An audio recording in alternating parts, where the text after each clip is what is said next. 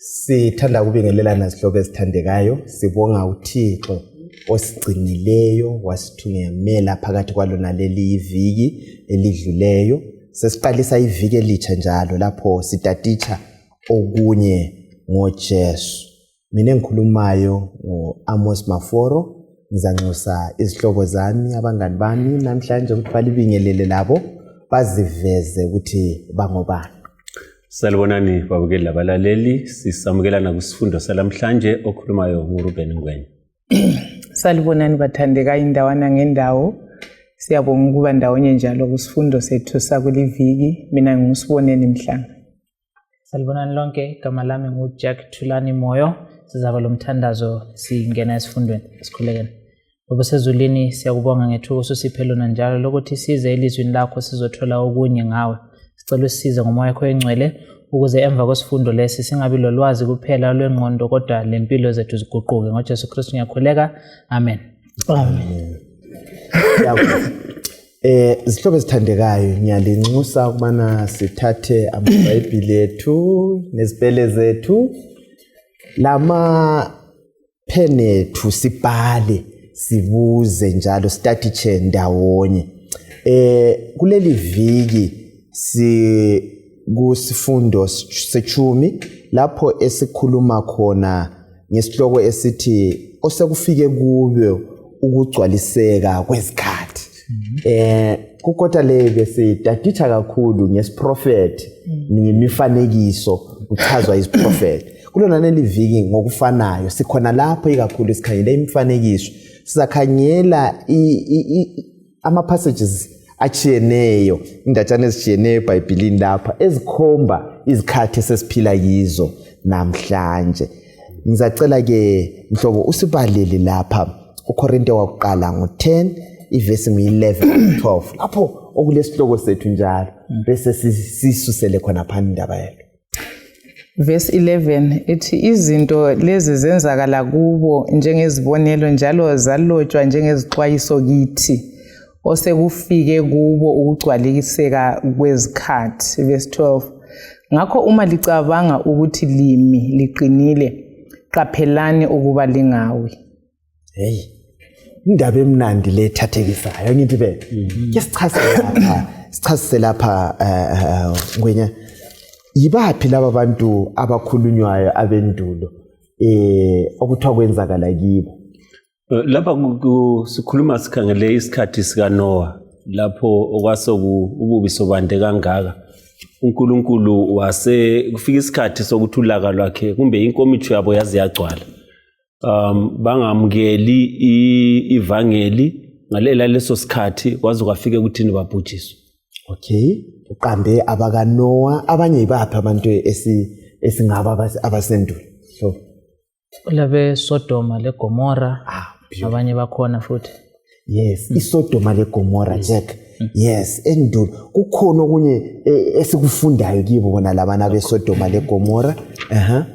Mina bengifisa ukuqamba uhambo mhlambe lukaIsrayeli ephuma ebuqilini esiya elizweni lesithembiso. So inkambo yonke kaIsrayeli wayizolo iveza inkambo yethu njengamaKristu kuJesu.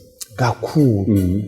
Inkambo indatshana zonke silazo lezi ziyasivezela kukhona okunye esikufundayo. Yikho lapho Paul atsho khona ukuthi izinto zonke lezi zenzakala kibo kwanganye ngezibonelo kwaba njengezibonelo. Sizabona siqhubeka ngezifundo zethu kumaviki alandelayo ukuthi sabe siqamba abanye abalingiswa abakhona lokwakusenzakala akwenzakalanga nje kuphela. iBhayibheli liphefumulelwe yilizwe elinjani eliphilayo. So kuleli viki sizakhangela okuke kwathintwa ngungwenya abangala baphinda ngale kwazamcolo sikhangela abeSodoma leGomora bese sikhangela ikakhulu sikhangele okwenzakalayo ngesikhathi sikaDaniel ekhuluma ngeprofesi okwakuza kwenza isihlalo ukwahlulelwa kwabantwana bakaNkulunkulu. So sizafithizela sikhona lapho isifundo sethu kakhulu sikhangele ukuza kwenkosi yethu uJesu siqhathanisa lesiprofesi sikhangele lethabanekeli isanctuary message umlimo lo musangana ngaba lathi asisize nxa siyaqhubeka sitaticha sonke size sizwisise ukwahlulela kukaNkulunkulu ukuthi nxa sikhuluma ngokwahlulela sikhuluma ngani kahle kahle. Nxa singenisa khonapho maforo kulento engiyifundayo ngoNkulunkulu ukuthi kuthi ukuthi nxa i-memory text yethi sithi izinto lezi zibhalelwe ukuthi zibe izifundo kithi thina sizaphila esikhathini sokuphela. Ngicabanga ukuthi kuthi ukuthi kakula lutho ngabe bekungela lutho kumele silufunde bekungeke kulotshwe phansi ngitsho ku context leyi kodwa kubhalelwe ukuthi thina nxa sikufunda sibe lolutho esesala silubambile sibe lezifundo indlela abayithathayo nxa yayindlela eyokubhubheni singayithathi nxa kuyindlela yokulalela uNkulunkulu eyokuphileni senelisa ukukopa kibo. So izinto zonke uNkulunkulu ziletha ukuthi thina sifunde kibo abayizolo.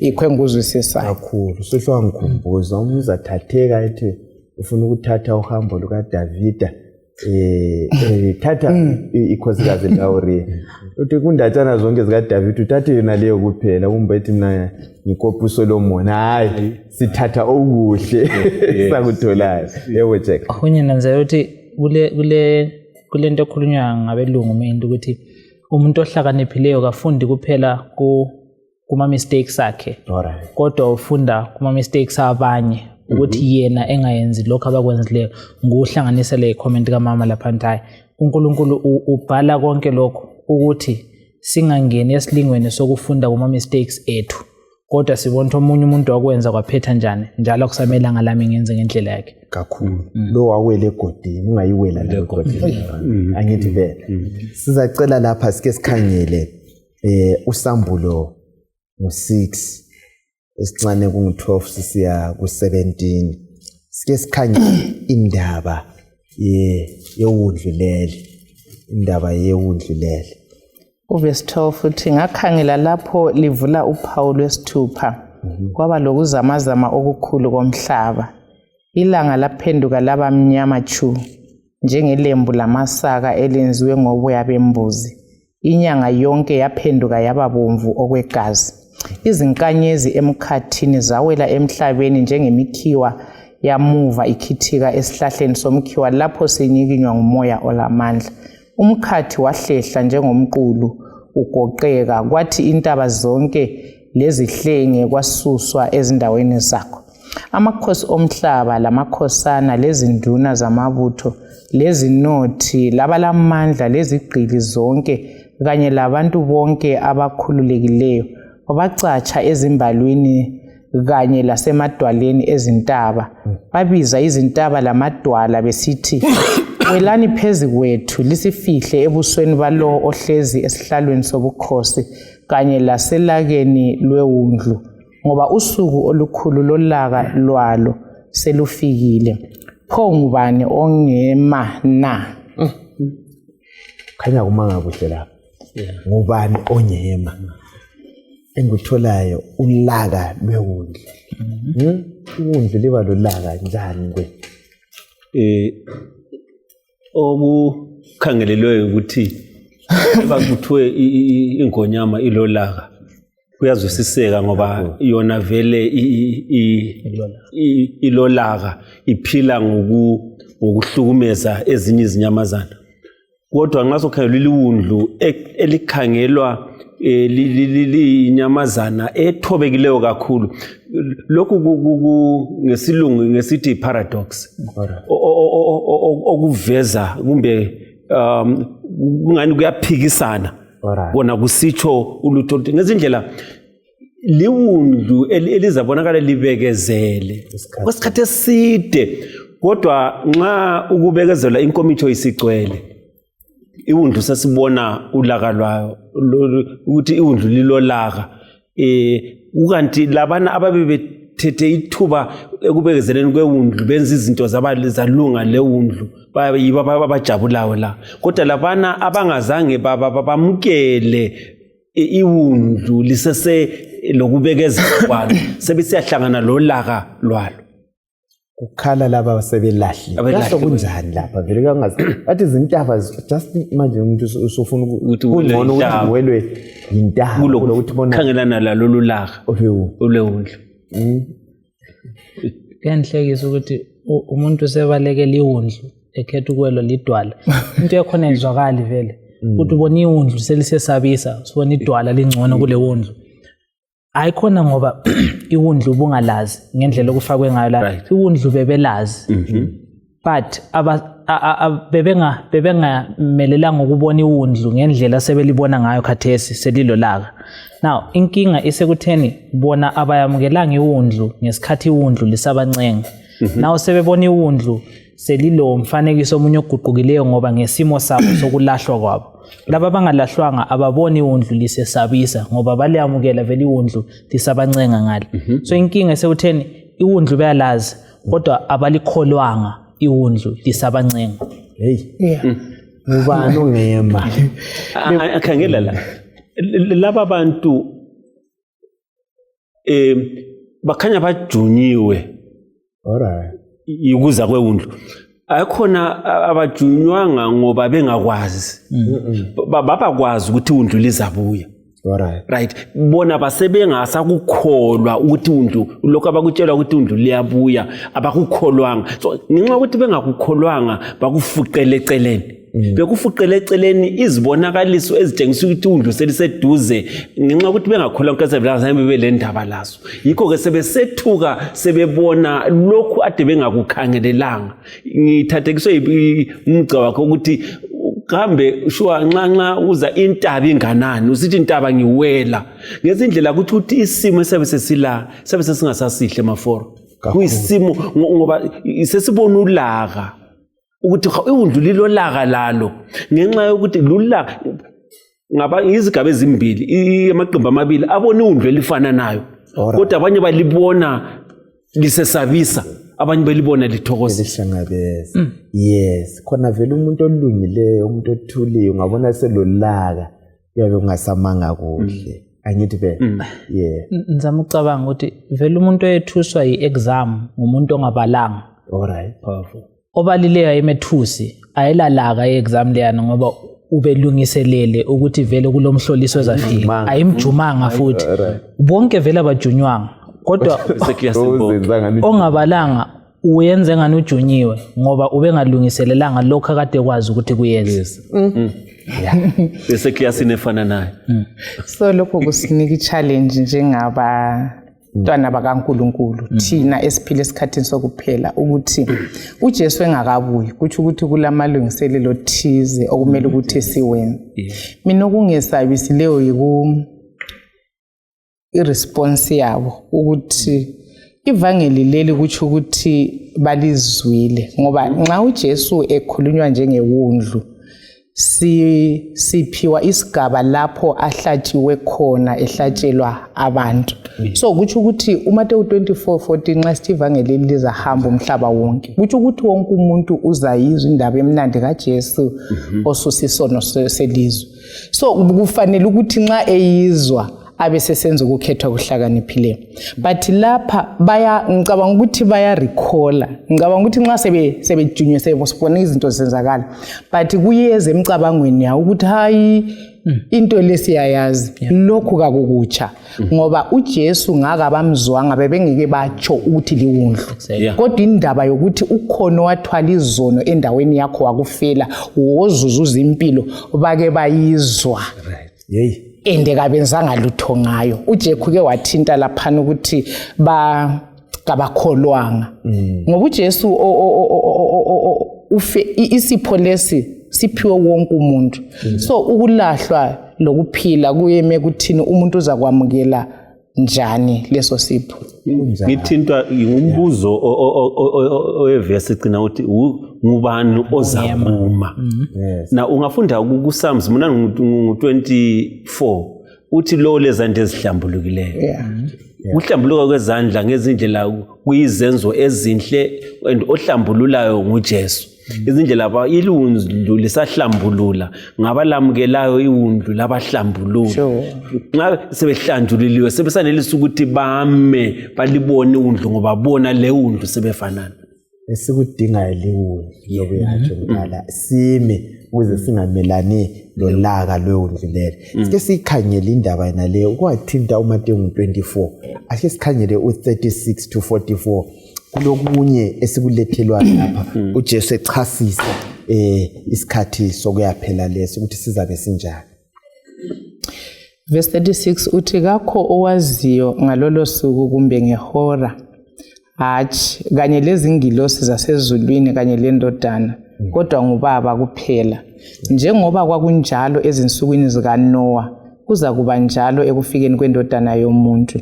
Ngoba ezinsukwini kungakabi khona uzamcolo abantu babesidla benatha bethatha njalo besendisa kwaze kwaba lusuku uNoah angena ngalo emkhunjini. Futhi babengazi lutho ngalokho okwakusiza kwenzeka uzamcolo waze wafika wabachabalalisa. Kuza kuba njalo ekufikeni kwendodana yomuntu. Kuza kuthi amadoda emabili ensimini oyedwa uzathathwa omunye achiwe. Kuza kuthi abesifazana bebabili bechola ngomtshina wezandla oyedwa uzathathwa omunye achiwe. Ngakho-ke lindani ngokuba kalikwazi ukuthi inkosi yenu izafika ngaluphi usuku. Kodwa zwisisani lokhu uba umninindlu wayekwazile ukuthi isela lizafika ngasiphi isikhathi sobusuku ngabe walinda kaze avumela ukuthi indlu yakhe iqekezwe. Ngakho-ke lani hlalani lilindile ngokuba indodana yomuntu izafika ngesikhathi leso elizabe lingayikhumbuleli sona. Nansi isikhathi uJesu la fundo bani sizitholayo kungxoxo yakhe lapha labafundi efundisa ngendaba kaNoah lokwenzakalayo ngale kukazamcolo. Ofika uqala kimi ukuthi kule micabango ekhona ukuthi iTestament elidala alisebenzi. Right. Kodwa lapha sibona uJesu ekhuluma labafundi efithizela okwenzakala ngale ngemuva abantu bathi uzamcolo azange bekhona. Ya inkolo eningi. Ithi azange bekhona. Kodwa uJesu esimkholwayo wakhuluma labafundi ekhuluma ngokwenzakala kuzamcolo okuveza obala ukuthi uzamcolo wabakhona njalo bese kuveza obala futhi ukuthi nxa yena lo wakhuluma ngozamcolo uthi uyeza ukuthi kuzawukhala futhi kunjani kuqotho kakhulu.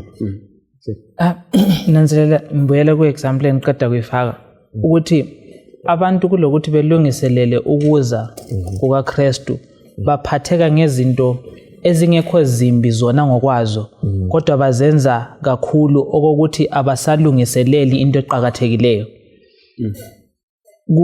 Kubadisiwe lapha ukuthi bazabe bebhizi besidla ukudla ku right akwenza ukuthi ngingadla ngithi ukuthi mphile benatha ukuthi banathani lapha akuchasiswanga but ukunatha amanzi ku right. Ukuthatha lokwenda akusiyo ntembi kodwa baphatheke ngakho kakhulu okokuthi kucine kufiphaza umbono ukuthi kulokunye okuqhakathekileyo kulalokho okumele bekulungiselele. Baphatheka ngokuthatha lokuthathwa lokudla so much that abasakwazi ukuthi hayi sebekhohliwe actually not ukuthi abasakwazi sebekhohliwe ngento eqhakathekileyo ezayo later on. So kuphatheka lokhuyana ngenye inkinga ekhona eyenza bekhohlwe into eziqhakathekileyo. Uyazi sorry maforo uje kuthinta into eqhakathekileyo la. Ngithe ngifunda kwenye indawo omnye umlobo besithi khona lokho kuyisikhali sikaSathane ukuthi asuse amehlo abantu entweni ezimiphakade ayolethe kulezi zinto ezidlulayo. Abantu kathesi sinjalo sesiphatheke ngokudinga imali sesiphatheke ngokuzithokozisa sesiphatheke ngezinye izinto eziningi kakhulu. Amehlo ethu le focus sokusukile ekuzeni kwenkosi yethu Jesu. So yikho kwakuyikho khona ngesikhathi sabona ziningi izinto ezazibabiza njengoba kathesi kunenge okusibizayo imedia kulalokhu everyone khathesi sifunda iBhayibheli ukhona yini ohlala phansi azizithuba lokufunda iBhayibheli sitsho okuqinisileyo okunika ithuba but singavula ama-pages phangisa kodwa sizinika ithuba loNkulunkulu ukuthi sifuna ukuyazi indlela kaNkulunkulu amathuba okuthandaza esiwachithayo anganani siqathanisa lamathuba esiwachitha kokunye okudlulayo so usathane izikhathi zonke uNkulunkulu nxa kulolutho angabeka ilizwi uNkulunkulu lo sathane ubeke lakhe so kulamazwi amabili aphikisanayo ebantwini kulokho kwawa usathane lo muntu so usathane ufaka abantu kube le veil kulolutho olusitha abantu yikho Jesu akuxwayisayo lapho ukuthi lani lokho anti sithe uNkulunkulu uthe into lezi zifake ukuthi thina singawele engozini efana nayo so uNkulunkulu ufuna ukusinika isixwayiso sokuthi lingangeni susana emehlweni emhlabeni la nxa ivoice phela ivoice yezinto zemhlabeni iphezulu uyayizwa la ukuthi ayambiza and idemand ichokonoko but still small voice kamoya oyingcwele bekumele siyizwe ukuthi ithi hlalani phansi nditshengisini khangela lapha ukuthi ngizama ukuthi ngilele imicolo ungakhangela ku television from 6 khona phana kulama soap lana landelana ama 30 minutes kuze kwecha wa 9 ungazikhangela ungena njani umthandazo khona phana awulazikhaya sihle sikubambe singathi thina ayisehlukile ukubokola bakanowa kodwa kukhona osokusisusile lathi njenge-Israel walamhlanje esesigxile kikho kakhulu osokuthethe amathuba ukuthi siwagcine siwakhethe siloNkulunkulu right ingozi esilayo umsindisi wethu uthe njengensukwini zikanowa kuzokuba njalo and ilizwi lakhe aliweli phansi funa sike sikhangele indaba yesikhathi Jeff uchithe iminyaka engu-120 ejumayele ebatshela uhlupho lwabasekukholweni ebatshela ukuthi kuzamcola uzokuza angithi phela abantu laba babetshelile lathi ngokufanayo siqathanisa ngoPetro 2 ngo3 verse ngo3 lo 4 uthi bakhona abahleka usulu khathi besithi singaphi isibonelo sokuza kwakhe kalokho thina sinsaphendukayo isemkhulu balizwa leli vangeli bathi ukuthi uyeza uza kuza nini ngiyabonga ukuthi uhle wayo khonapho ngoba vele bemfuna ukuthi inkinga eyenza abantu ngithi babe preoccupied ngezinto lezi esikhuluma ngazo ukuthi sizitshela ukuthi silesikhathi alright eside yikho ngizothi ngcono ngibe ngibhizi ngalokho mhla sengibona ithiwa signs of the times sengizaqala ukulungiselela now ivesi yathi ukuthi hayi lina likwazi vele ukuthi uNkulunkulu uyabuya nini ngokunjalo kumele vele uhlale ulungiselele every day akukufithizele lokho Jack njengomuntu omutsha abantu abatsha bathi balesikhathi still too young ngithaba kakhulu kusuka kuwe la awulasikhathi angithi isikhathi asikho ezandleni zami awuwazi angikwazi lokuthi uyabuya nini ngabe bengikwazi ngithanda khona ukuthi asikwazi ngoba ngabe besikwazi besiyalungiselela okwe-fake mana ngitsho njalo ngoba mangikwazi ukuthi ugogo wami uyabuya evele egoli ngelanga elinje ngizazihlalela nje okwenyanga yonke but the day before efika ngizaklina indlu ngiwatch izinto ngiphe konke thole ngazathi bekunje vele buye so uNkulunkulu kafuni silungiselele njalo ufuna kube yinto eyi-lifestyle yethu ukuthi vele sihlala semlungiselele kakhulu okunye ngikukhangelayo izulu babengaze balibona lingaze line alright bezwa uNoah ekhuluma ngezulu laye angakazalibona yes bahle behlule bakhetha ukungakukholwa khonokho and khonokho ukungakukholwa yikho okwathatha impilo zabo lamhlanje siphila sinje akekho umuntu okwalibona izulu alright kulo sulu abantu bathi hayi akulazulu abanye bathi kulezi izathu eziningi abantu abazinikayo so ukuthi kudinga lapha ukukholwa ukuthi yena lo okhuluma ngalezo zinto uthembekile singehlule ukumkholwa uJesu ukuthi kulezulu elizayo ezulwini naso esihambe sizakhala ezintabeni ukuthi zisifihle njengalokhu bakhala bathi Noah sivulele sebelibona izulu ngoba nxa usulibona akusela faith akusela kukholwa ngoba uyakubona ukukholwa kwethemba ezintweni ezinjani ezingabonwa ongakazi ukubona ukukholwa ukuthi kukhona hey madoda ngifisa ukungicela ukongezela lapha ama4 umne wethu uthinta indaba kaNoah uNoah ungabalima Hebrew 11:7 kuthiwa uNoah ngokukholwa esexwayisiwe ngezinto ezazingakabonakali kuthiwa ngokwesaba okungcwele wakha umkhumbi ukuba ahlenge abendlu yakhe ngokukholwa kwakhe wawulahla umhlaba waba yindlalifa yokulunga okuza ngokukholwa. Ngo-1888 lapha no-A.T. Jones bechumayela indaba ye-righteousness by faith. Bachaza ukuthi ukukholwa ikuthatha uNkulunkulu elizwini ikuvuma ukuthi uNkulunkulu angakhuluma ulutho ulamandla okulwenza. Yes ulamandla okwenza. So uNoah uNkulunkulu emtshela ukuthi kuya kunoza umcolo loba wayengazakane anti kuthiwa amanzi kwakusiba amanzi. Yes. So kwakumele uNoah akwenzayo ukuthi wabakwazi ukuthi ilizwe lithe kuya kunizulu liphume kuNkulunkulu. Yikho ukukholwa esikudinga ensukwini zokucina asikaze sibe sezulwini kasikaze sithini kodwa ukukholwa esikudinga kwamadoda endulo avuma ukuthi izithembiso zikaNkulunkulu ziqinisile ngoba uNkulunkulu kaqambi manga. Yes. So bekumele ukuthi thina njengabo siphume emhlabeni odlulayo sibe sesifuna umuzi esiwuthenjisiweyo ongcwele ngoba uMose oNoah babekukhangele isithembiso uNkulunkulu asikhulumileyo kuphela. So ngicabanga ukuthi yikho esikudingayo and okubuhlungu maforo ukuthi ngithe ngifunda ngendaba ye-flood kuthiwa even scientists could prove beyond reasonable doubt ukuthi akulazulu elingana livela phezulu. Alright. Science isiphethe so esandleni yayisinika ukuthi akulokho angeke kwenzeke but because uNkulunkulu ukhulumile akulandaba ukuthi abantu phansi la lokho abakucubulungulayo baphume. So uNkulunkulu kasinika ukukholwa kunjalo ukuthi ilizwi lakhe silithathe njengoba linjalo lanxa abakhangele ngokulwazi olukhulu bangasibisela lokuphi etafuleni zethu. Alright. So ikuthatha uNkulunkulu ngokwelizwi lakhe angithi phela uNoah wenza okufanayo. Siqhubeka lapha indaba leyi ibhalelwe thi.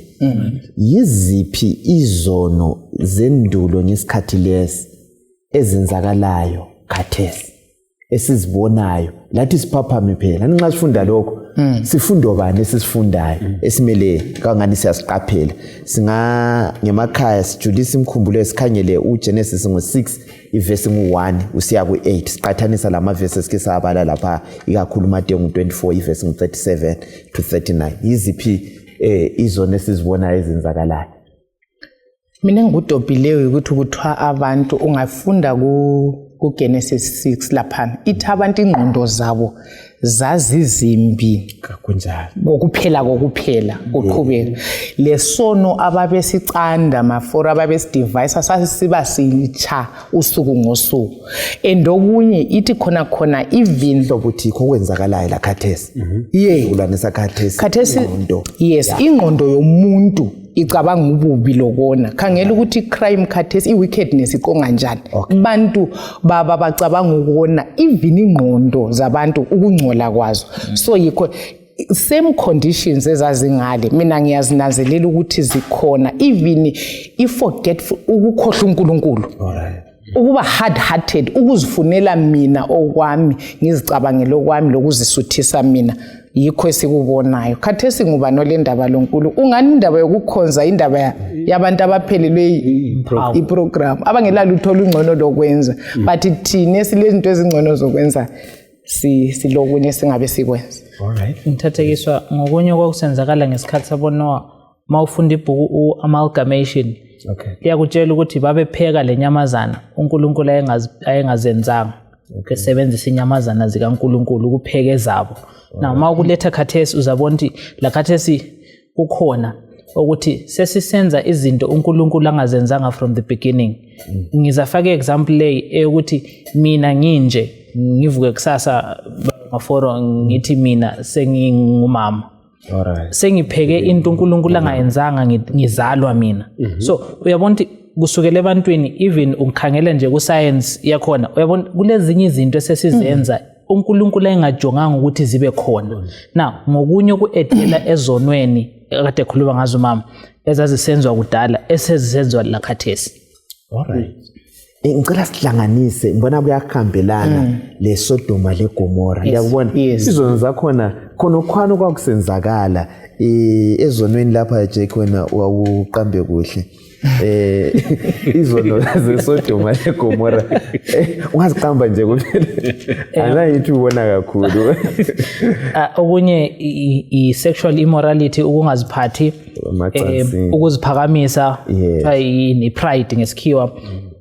Kulenye listiwe lapha nathiwa ukudla usuthe kakhulu ukuminza exactly ubuvila ibala lakho nathiwa idleness ukuhlala nje ngokuhlala ngingenzi lutho kube le ndaba yokuthi asiphathi kahle abampofu labangela lutho lokho ngokunye ngutholile kuma verse eswaphiwe lapha angithi phela sixoxa lapha mhlobo ngicela uvulela uJuda u5 iverse ngo5 usiya ku8 sikhangele yona leyo singakhangela namakhaya even uPetro wesibili ngo4 usiya ku11 sithe sizihlanganisa indaba lezi ezika Noah la le eSodoma le Gomora indaba yokukholwa le antuthe 120 years kwaphenduka umdeni wakhe ubalile uMahebheru 11 verse ngo7 singakayi lapha ukuthi singathi waphumelela kakhulu.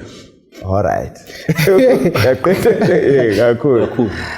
Ngoba angithi oya nxa wayethunyiwe. Alright. Ethunyiwe wayesiyahlanyela.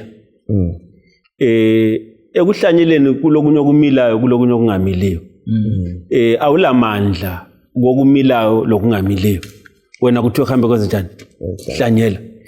Ngezinye indlela ayisibo bodwa abasindiswayo. Ngoba ungafunda kuhle kuma prophet uzathola ukuthi siphiwe ngivini lo Methusela balala abanye kulo wavuma balala uzamcola engakafiki ukuthi izulu alilahlekelwanga ngoba umpostoli Paul uthi ukuphila kimi nguKristu ukufa kuyinjani kuyinzuzo so lalo abalalayo belalela eqinisweni izulu lazuza so ngezindlela bese ngisiba lo mbuzo khona lapho ukuthi kambe thina imkhumbi siyayakha yini sakhela izimuli zethu umuntu lapha uthiwa wakha ukuthi imuli yakhe isindiswe thina siyakha ngezindlela engikutsho ukuthi kambe izimuli zethu ziyamazi yini uJesu lesithi sikholwa kuye kakhulu kumbe sakhethi imkhumbi ekwana thina sodwa wesikhathi sayagijima kuchunyayezwa abanye sikhohle imdeni yethu yona ibe yesalayo khona vele ukuphumela kalokhu mina lawe sikhona sisizukulwane sika Noah umhlaba ugcwele ngabantu so yes ngilombuzo ongani ungahlupha uNkulunkulu vele wayemnikile yini target uNoah ukuthi chumayela ngiexpecta ukuthi abangaka besindiswe kumbe wathi batshele ukuthi kulento ebuyayo abalungiselele bekhetho ku right alright awungela alright wawufuna ukufika alright okay kusubisela kulokhu umloba ukuthintiliyo mina bemfuna ukuthi ngidife ngilandela lo umcabango kaJeku ukuthi mina ngelihlo lami lanamuhla yes 8 only besindisiwe abantu kuchuma njalo ukhangela iperiod yokuchumayela a century and 2 decades isikhathi side lesi so ngicabanga ukuthi ngelihlo lami and elo muntu kaThesi bengingabone ngani hayi indoda le yehluleka kabudizimali wehluleka kuNoah and khonokho futhi kuyasehlela kaThesi nxa sichumayela ivangeli akusehlelini ngwethu ukuthi la ungathi 3 weeks 2 weeks kuzuza abantu kuthi hayi sibabaliza abantu ababili hayi vele sabe sifaka 1000 ePay system in liyakubona sekutsho ukuthi kwesinye isikhathi kuyabuba ngabantu but umcabango lethwa nguJeku ivangeli leli kuthi alichunyayelo libe yibufakazi ukuthi bangaka baphenduka kasiphiwanga inani kodwa uNkulunkulu injongo yakhe ukuthi kungabhubhi lamunye uNkulunkulu ufuna abantu bonke baphenduke but kasiphiwanga and khona lokhu ukuthi abaphenduka bebe balutshwana kuyadiscourage but uNoah wama ethembekile kwesisikhathi abachumayeli singacaca ukuthi kumbe yimi engakhuluma imessage kuhle kumbe kunjani but kuyasifundisa maforo ukuthi siqhubeke simemeza sitshela abantu ukuthi babuye kuJesu. Why? Omunye ungafunda lapha uJohn 4:37 uthe omunye uyahlanyela omunye uyathelela omunye uyavuna. So izigaba abachumayela sivume nini ukuthi kwesisikhathi uhamba endaweni usiyahlanyela omunye ozalandela emuva uzafika athelele omunye kube lesivuno esikhulu. So njengabachumayela asivumeni ukuthi kasikambiseni ngokuthembeka. I think asikhangela uJuda leyana sike sikhangela kakhulu indaba yezono lezi ezenzakala emhlabeni lokwenzakala ebandleni. Verse 5. Yes, 5 uthi lanxa selikwazi lonke lokho ngithanda ukulikhumbuza ukuthi inkosi yakhupha abantu bayo eGibhithe kodwa muva yababhubhisa labo abangakholwanga. Lezi ngilosi ezingagcinanga izikhundla zazo zamandla kodwa zadela ikhala lazo lezi wazigcina ebumnyameni zibotshwe ngamaketane angaqamukiyo zilindele ukwahlulelwa ngosuku olukhulu. Ngokunjalo iSodoma leGomora lamadolobho aseduzane azinikela ekuxhwaleni kobufebe lokonakala ayisibonelo salabo abezwa isitsheziso somlilo wanini lanini. Ngokunjalo abaphuphi laba bangcolisa imizimba yabo baphike ukukhokhelwa bachothoze lezidalwa zasezulwini. Verse 8. Siyabonga. Emakhaya singakhangela lo Ezekiel ngo16 verse ngo46 usiya ku50. Petro 2 ngo2 verse ngo4 usiya ku11. Kule ndaba ezithathekisayo sizwayo ngeSodoma leGomora. Ngifisa sikuhlanganise ngalindlela ukuthi lapha izono lezi sesizizwile sesiziqambile angithi phela ezazisenzakala mantuli. Ngifuna sibuye la ebandleni likaNkulunkulu kuIsrael. Kukhona yini ukonakala okwenzakalayo okusitshengisa ukubana umhlaba onakile soze kungena la sebandla? Kukhona singananzelela esinye sezono ezinkulu laphana eSodoma isono esithiwa yiSodomi esikubiza lamhlanje kuthiwa ninkotshana. Right. Lamhlanje kulamabandla alwisayo kulama organization alwayo athi bona udinga ukuthi abantu abanjalo babe ngamalunga bamukele uNkulunkulu abamukele. uNkulunkulu ngezindlela sifuna ukuthi sibhabhathize into erongo ukwenzela ukuthi sithi isilungile ngoba isibhabhathiziwe ngoba siyayamukela sibone ngani ilungile. uNkulunkulu akaguquki. Okwenza bhubhise iSodoma sokusenzakala lamhlanje ngenzela kusiveza obala ukuthi umhlaba lo usuzabhujiswa ngoba uNkulunkulu aluba engekela ukubhubhisa abantu beSodoma nxa bengavuswa bengenza umvukelo ukuthi uNkulunkulu sixolisa ngalokho anowakwenzayo. uNkulunkulu kaguquki. Isono uyasizonda ungakhathalekile ukuthi thina sesisithande okungakanani. Yes. So asiqapheleni isono uNkulunkulu uyasizonda. Lasebandleni loba singazisenziwe ngamalungu ebandla uNkulunkulu njani uyasizonda. Yebo nje. Ngizama ucabanga ukuthi nxa sicabanga ngeTemple sanctuary okukusenzakala ukuthi umuntu wayehamba ku-sanctuary engcolile efisa ukugezisiswa efike ngale efike echizono zakhe buyele kibo eseguqukile esehlanzekile mana ngitsho njalo. Now akuguqukanga la khathesi kumele umuntu maye ebuya kuJesu ebuya enkonzweni ubuya vele ungcolile awubuya uclean but mawufika laphana kumele uphume ungasafani. Inkinga yethu mbona isekutheni thina sesifuna ukwamukela abantu bengcolile behlale bengcolile bengasaguquki sibamukele ngestate sabo sithi hayi lokhu ku right ufuthi isikho uNkulunkulu akufisayo. Yikho lapho egcine ebhidliza abantu ngoba uyazama ukuthi baguqule babonise indlela engcono kodwa bona bafuna ukuhlala besendaweni enjani engalunganga kakhulu. siyamkhumbula uDavida wayengcwele inkosi uNathan uyakhuze isono masife impela ngithi ke right ake sikhangele ukwahlulela kukaJehova angithi vele ikhangele ukwahlulela kukaJehova umahluleli womhlaba wonke siza kuhlanganisa ngalindlela sizakhangela ukwahlulela kukaJehova lokwahlulela kwethu angithi vele kulenye sithi pre-advent judgment le review judgment ngizafisa sike sikhangele lezo zinto zombili mhlobo kuyadingakala yini ukuthi uNkulunkulu azichasise kithi ukuthi wenzani amacebo akhe kuyadingakala yini ayakudingakala njengoNkulunkulu right kodwa simthola uNkulunkulu ethatha inyathela lokuthi azambule kithi ukuthi uyini futhi kungane senza lezi zinto right khonokho mhlobo kusenza sizwisise kuyasincedisa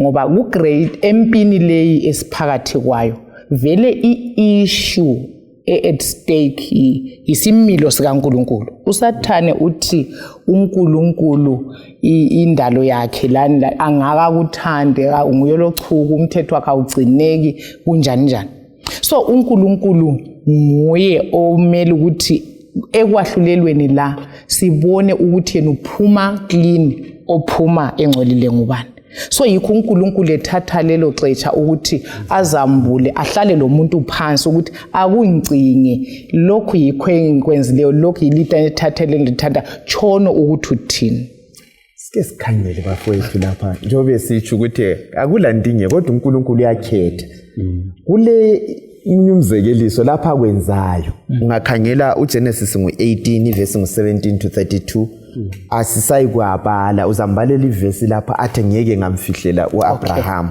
I think yes ayibala uNkulunkulu ehlangana loAbraham kuba njani lapha kwakule ndinge wena uthamazisa khangela mina ngikunanzela ngalindlela kuthatha ubudlelwano bami loNkulunkulu alright ukuthi uNkulunkulu kwesisikhathi agcine ehamba omunye umganga omude but ngenxa ukuthi uNkulunkulu futhi luthando uAmos ngale uthe angisoke ngenze iqambe Amos 3 verse 7 uthi angisoze ngenze ulutho ngingambulelanga abantu bami ngenceku zami ini abaprofeti now khangela isono sesodoma sesikhulu kakhulu uNkulunkulu wehla simbona esehla elengilosi ezimbili befika kuAbraham usesithuma ingilosi ezimbili ukuthi ziye Sodoma usale ekhuluma loAbraham ngenxa yobudlelwano ababelabo uNkulunkulu abesezibuza ukuthi khambe singamfihlela yini uAbraham umngani wethu lokho esiyakwenza bese ngisiba lo mbuzo ukuthi mhlambe mina ubungane bami lo Thixo bunganani ukuthi aze abone kungcono ukuthi angangifihleli ezinye izinto mhlawumbe abanye abantu abangazizwanga uAbraham ngingabudlela ngiyayimagine ukuthi ekhuluma Abraham uthi uNkulunkulu ungathola abantu abangu50 yes ehlathi uNkulunkulu ngicela ungixolele ngicela ukubuza kokugcina ungabathola beka ngoba wayekhuluma ekhumbula imuli kamntana kamfo wabo anikhume ngomkhumbu ukuthi mhlambe thina isakhe imkhumbu wabona ukuthi ekwazi ukuza kwenzakala ngalo sithi kathi pho manje ungathola bebangaka ungathini esehla lenani wazwafika kunani yemuli kanjani yamntaka wabo uthi ngendlela wayekhathazekile ngokuphepha kanjani ukamfo wabo so uNkulunkulu uhamba umganga omude ngenxa yokuthi uyasithanda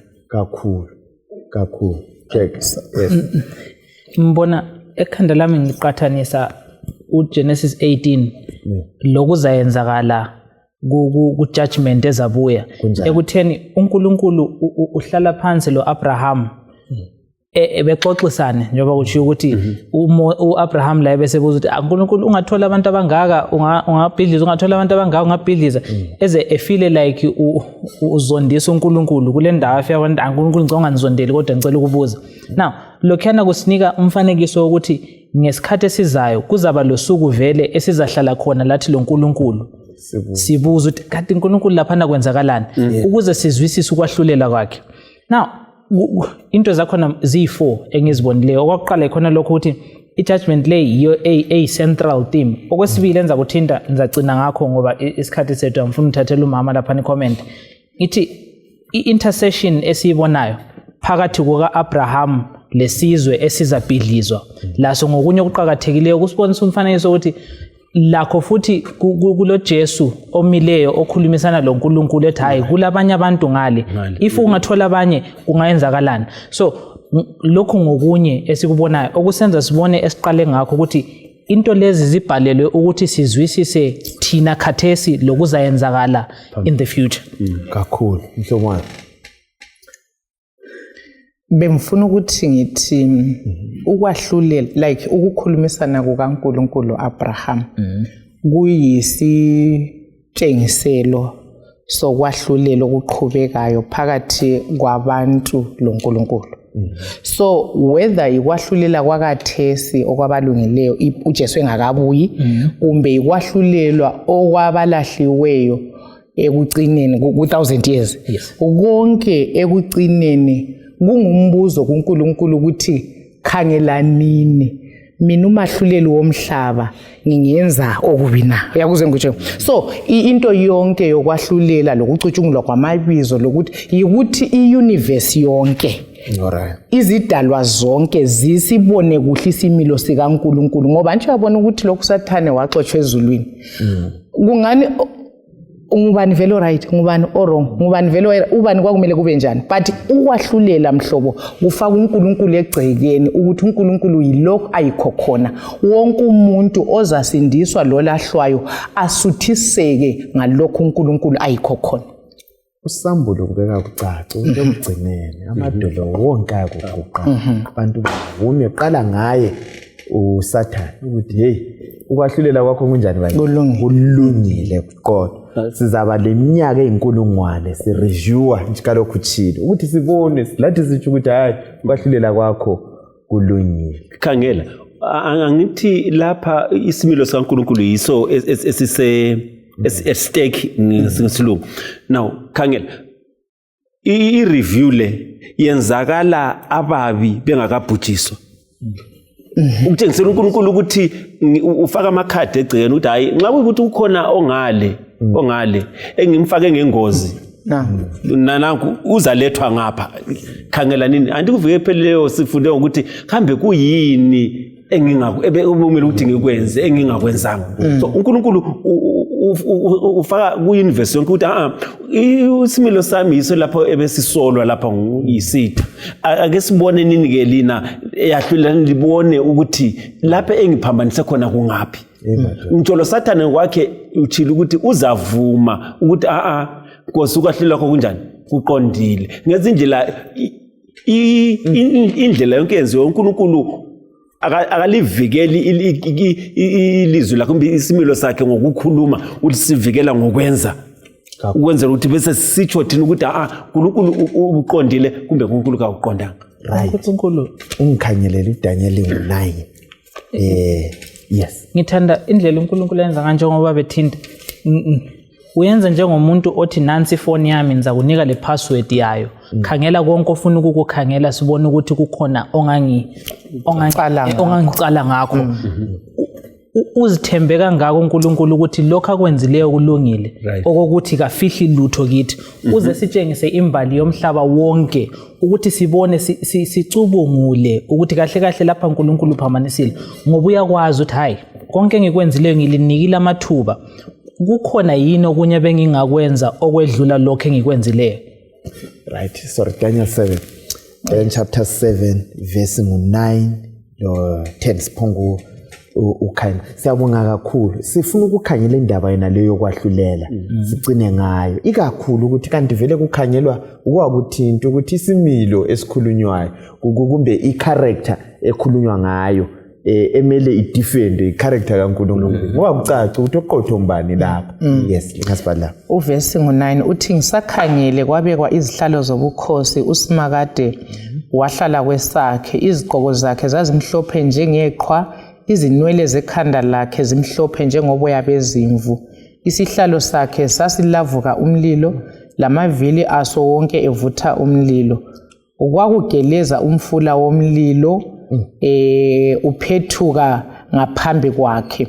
Izinkulungwane lezinkulungwane zazimkhonza, izinkulungwane ezilithumi ziphindwe ngezinkulungwane ezilithumi zema phambi kwakhe. Inkundla yokwahlulela yahlala phansi kwasekuvulwa izincwadi. Verse 18. Embonweni wami ebusuku ngakhangela kwabonakala khonapho phambi kwami lo owayefana lendodana yomuntu esiza ngamayezi ezulu, yasondela kusimakade yesiwa phambi kwakhe, yaphiwa amandla lobukhosi lamandla okubusa bonke abantu lezizwe zonke labantu bendimi zonke bamkhonza. Ubukhosi bakhe ibukhosi obungapheliyo obungayikwedlula, lombuso wakhe kawusoze uchithwe. Verse 26 lo 27. Kodwa umthethwandaba uzahlala phansi, amandla ayo asuswe abhidlizwe okwanini lanini. Lapho-ke ubukhosi lamandla lobukhulu bemibuso leyo ngaphansi kwezulu lonke kuzaphiwa abangcwele, abantu bakhe ophezu konke. Umbuso wakhe uzakuba ngumbuso ongapheliyo, njalo bonke ababusi bazamkhonza bamlalele. Hey, asisiphetho sendaba. Right, lapha asiucombe impicture lo ngamafitshane nje kuphela okwahlulela. Yeah. Kwahlulelwa bani lapha? Ya, oyetheswa icala mbali omele aphume emsulwa. Mbona ngani singakafiki lapho bekungaba kuhle sibuyele emuva ngale. Siyakhumbula ithabanekeli elenziwa elakhiwa nguMose uNkulunkulu lethe ulakhe njengalokho umfanekiso engubonise wona sisentabeni. Wawusithi umuntu angona abuye elenyamazana afike avumi fake izandla zakhe phezulu kwekhanda avume izono zakhe, symbolically izono zisuka kuye ziyenyamazaneni bese phiwe ingqamu ubana bulala inyamazana. Impilo yakho konke ukuphilayo isegazini bese uthatha igazi umpriest angenela lo ayelichela kuveil. Yes. Okungale khona kwakulomthetho owabe wephulwe. Umthetho ubusu ukholwa ukuthi isoni sesifile, inkokhelo yokona ingonjani iyikufa. Kanye ngomnyaka umpriest omkhulu wayengena ke ayekwenza inkonzo yokuhlambulula izono zonke ezisethempelini zisuswe abese siyazibeka phezulu kwembuzikazi azeli ibisixotshelwa ke. So kwakungumfanekiso owayephiwe uIsrael ukuthi sinanzelele ukuthi sisindiswa njani. Lo mfanekiso wawufanekisa okusezulwini khona manje. uJesu ungene ngo1844 esengena endaweni engcwele njengompriest omkhulu usesiyahlanza ithabanekeli. Ithabanekeli lihlanzwa sokususwa izono ezivunyiweyo eziza kubekwa phezulu komnikazi wazo. Now khangela thina ke la yithi impilo zethu ezidinga ukuthi zihlanjululwe. So singaya kuJesu, asisadingi mawundlu okuhamba lawo kuJesu. uJesu wafa ke emthini esifa. iBhayibheli lithi iwundlu elalisomothi lihlatshwe udabuka iveli laphana laphunyuka ngoba iwundlu likaThixo laselihlatshwa. So thina sokudinga ukuthi siye kuJesu ubana sivume izono ngoba sikhuluma senze nje usimele kumthethwandaba wezulu. So nxa esimele umele ukubana asihlambulule. Alright. Ngezono esinjani esizivumayo. So thina ke ithuba esilalo elihle lona lelo ukuthi esasincengela umthethwandaba akula court umthethwandaba obakhona ingunaphakade uyangena icala lingene kulethwa ama witnesses indaba yakhona isongwe bese kusiba le verdict. So i-verdict iza kwenzakala nxa isenzakala i-verdict uJesu nxa eqeda umthethwandaba umusa uyavala. Alright. Siyabonga ngwenye ngokusifinqela lindaba yokwahlulela. Kulokwahlulela okwenzakalayo ezulwini. Khona manje asiphileni njengabantu abaziyo ukuthi kulani kulokwahlulela. Jack. Hayi ubaba sekuthintile laphana. Ngithanda kuphela isiphetho sendaba. Okokuqala i-character esikhangelayo ehlolwayo ngekaNkulunkulu. Yikho kuvulwa amabhuku ukukhangela ukuthi yena ukwahlulela kwakhe kulungile yini. Then i-verdict emva kokuba sokubonakele ukuthi ukwahlulela kwakhe kulungile, laba abakade bekhethe ukumlandela bakholwa kuye sebephiwa umvuzo ababewuthenjisiwe lapho bekholwa kuye bengakafiki kusikhathi lesi okufundwa ngaso lapho. Right.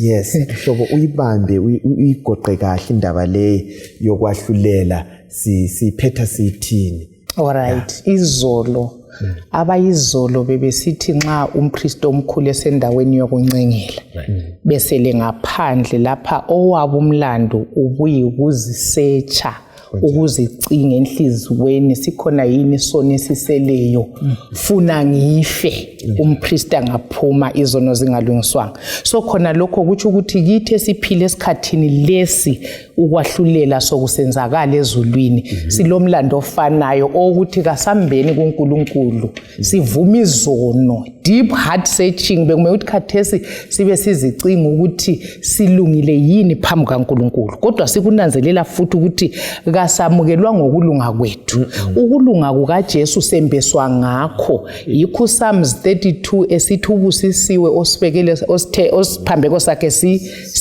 sibekelwe kudinga igazi likaJesu ukuthi ngokulunga kukaJesu thina nxa simamukela njengenkosi lokho kulunga kuphiwa thina. So yiumlando esilawo ekupheleni kwesikhathi uma hipriest uzaphuma endaweni yokuncengela umbuzo ukuthi esakho isono siyabe sisetshekilwe sisithekelwe yini.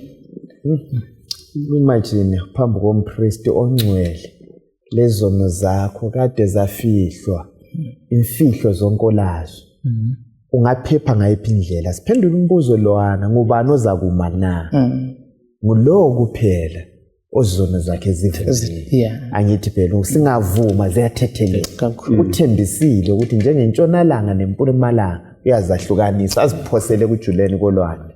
Isihlobo esithandekayo akudingeki ukuthi sethuye asizeni kuJesu uzasenzela izimanga. Singabala ngemakhaya kwalo Prophets and Kings page ngu583 usiya ku586 uyaveza ukuthi akudingeki hathi ngamandla akho. Iphiko lika 118 kuvernacular kusihlabelelo sethu sithi umsindisi uthe awunawo amandla wena linda wenze njani ukhuleke letha kimi konke uza kusithwalela sihlobo esithandekayo. Asikuseni kuJesu akula angasenzelanga khona ukuthi sisinde. Asihambeni kuJesu singayi kumawundlu singayi ezimbuzini ezinkukhwini asindiswa ngegazi lalokho sisindiswa ligazi kuphela elikaJesu Kristu. So indatshana zonke lezi bezenzelwe ukuthi zibe izibonelo kwathinta uJack yisithutha esifuna ukuthi size singene engozini yona uyatshela ukuthi kule godi wona ufuna ukuyangena egodini lona lelo. So asifundeni sikopeni singangenini ugodi elinjengalona lelo. Sizakucela uElder Ngwenya uza kusisa enkosini asivalele isifundo leso.